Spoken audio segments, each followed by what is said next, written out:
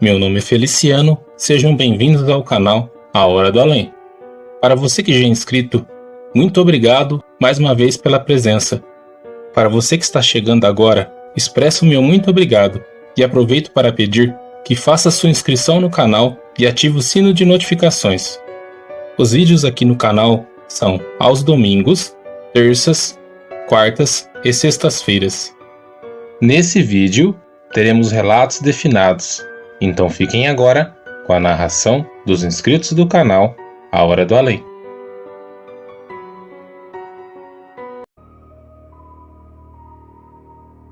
Eu via muito dessas coisas também, desde quando eu era pequena.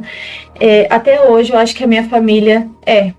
quase tenho certeza que ninguém da minha família sabe que aos 11 anos eu comecei a ver um espírito e eu achava que ele era real. Eu achava que ele era de verdade.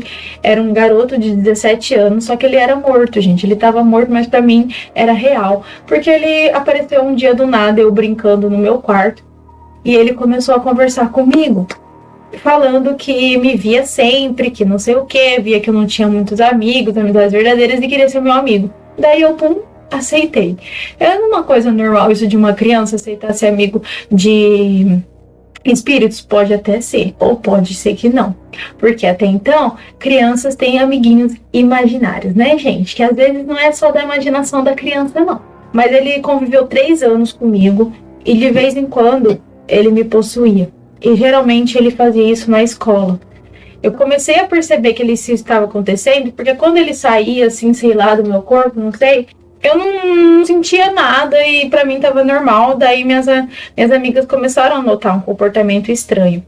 Eu só sei que ele era muito fanático por futebol, ele gostava muito de jogar bola, então todas as vezes que eu ia pra educação física jogar bola, era ele que incorporava em mim, porque eu não sei jogar muito bem, e ele ficava louco. Mas também ele era muito divertido e muito legal comigo. Porém, ele sempre me dizia que ele tinha vontade de ficar no meu corpo para sempre, porque ele queria se tornar vivo novamente. Aí eu falava que não, né? Porque, gente, as minhas amigas começaram a notar.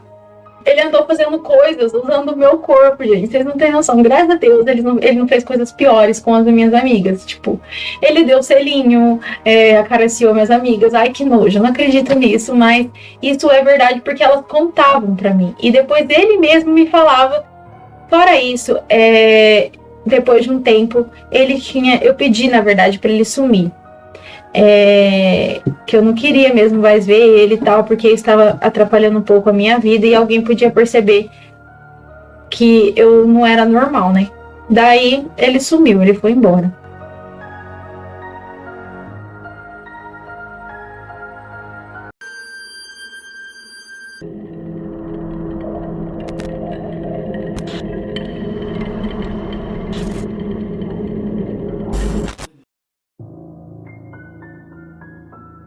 Um fato aí que aconteceu comigo. Há uns 5 anos atrás, eu estava numa festa antes do Natal. Eu fui numa festa em Santa Fé do Sul. Aí encontrei uma mulher lá, muito legal, estava acompanhada com essa amiga que eu tava. E aí, essa mulher começou a falar para mim, né, de um filho que ela perdeu, que fazia 2 anos naquela época, era recente. Ela começou a falar. Aí eu só falei assim, nossa, ele gostava muito de um boné branco, né? Eu penso que eu tô vendo seu filho usar um boné branco. Aí eu senti a presença dele assim do lado dela. Aí ela falou assim, ele morreu, ele estava de boné branco quando ele morreu. E eu fiquei assim, né? Porque eu senti a presença dele. E ela falando dele, eu falei, né? Nossa, mas ele gostava de um boné branco, né? Ele tinha um boné branco. Eu relatei assim pra ela. E ela falou que na morte dele, no acidente, ele estava com esse boné branco. E eu senti assim a presença dele, assim. E com isso, ela pegou o celular e mostrou, né, a foto em que ela se sentou no túmulo do filho e o rosto dele apareceu ao fundo no túmulo. Ela sentou assim na ponta do túmulo e atrás no túmulo apareceu o rosto dele certinho e o boné branco. E ela mostrou pra mim assim, ó. É forte, né? Mas isso aconteceu mesmo comigo. Já tem 5 anos. Olha, eu não critico, olha, eu tenho minha religião, mas eu vejo essas coisas, eu tenho essas coisas, né? Então eu vou compartilhar com vocês. Isso não é mentira. Algumas pessoas bem próximas a mim sabem, né? Mas é isso daí, gente. Compartilhando com vocês esse fato.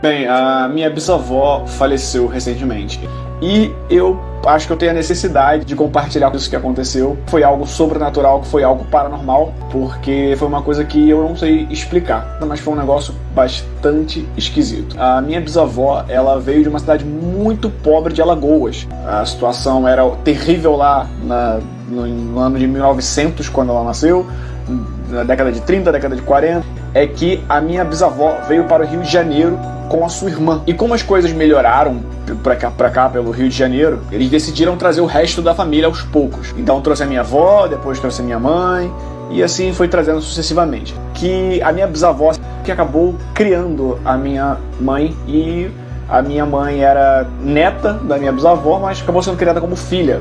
Elas acabaram criando uma relação muito forte, tanto é que a minha bisavó, ela tinha 103 anos.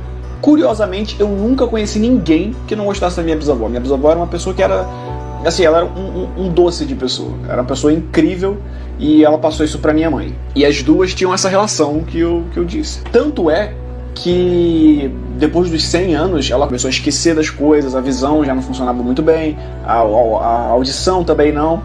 E eu lembro que eu via ela e eu tinha que explicar pra ela quem eu era. Falava, vó, sou eu, sou o bisneto, Felipe e tal. E aí ela lembrava, sim. Aí ela trazia a memória. E aí passava assim uns 40 minutos e ela me perguntava de novo, menina, quem é você? E eu falava, sou eu, sou o bisneto. Aí ela lembrava, tá. E ela acabou, obviamente, depois de uma certa idade, ela não conseguia mais morar sozinha, apesar de insistir pra morar sozinha, que a velha era nordestina, vocês sabem como é que é, né? É muito casca grossa. E aí ela acabou indo morar com o neto, que começou a cuidar dela. E vira e mexe, ela esquecia o nome do neto que cuidava dela, esquecia o nome da esposa.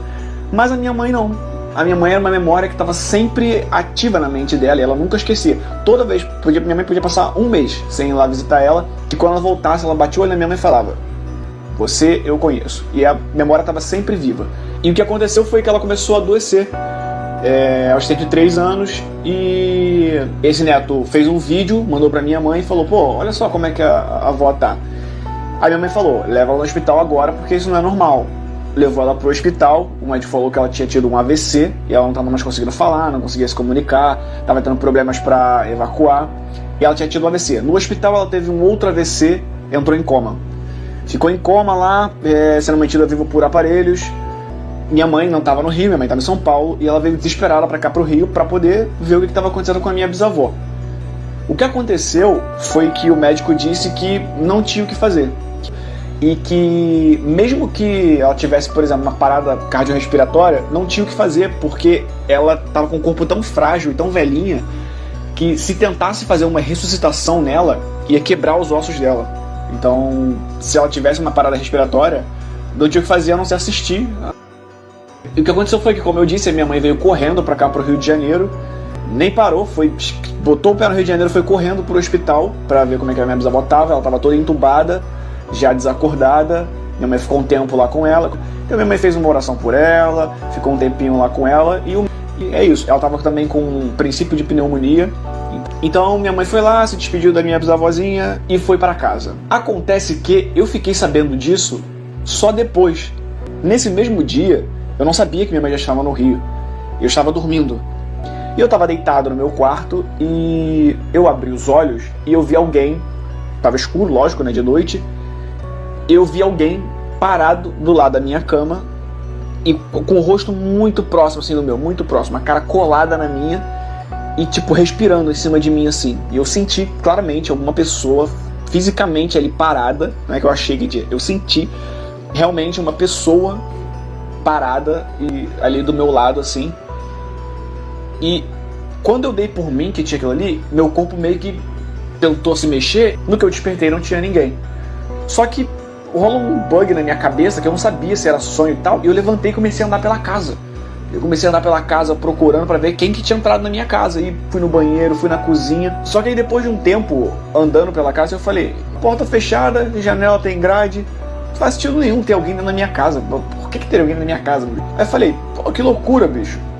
Fui para o banheiro, voltei para o meu quarto. Quando eu volto para o meu quarto, meu telefone começa a tocar. Eu atendo e é a minha mãe.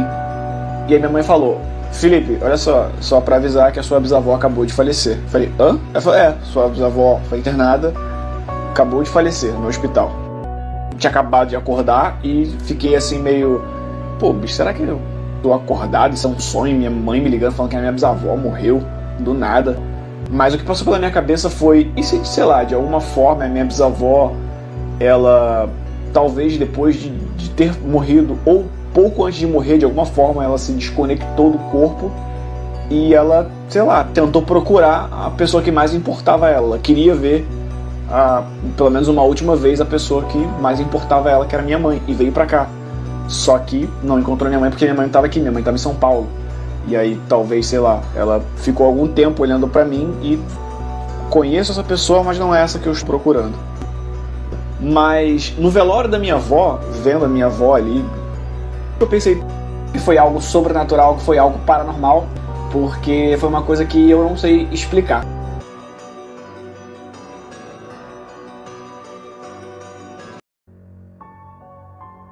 E vocês, pessoal?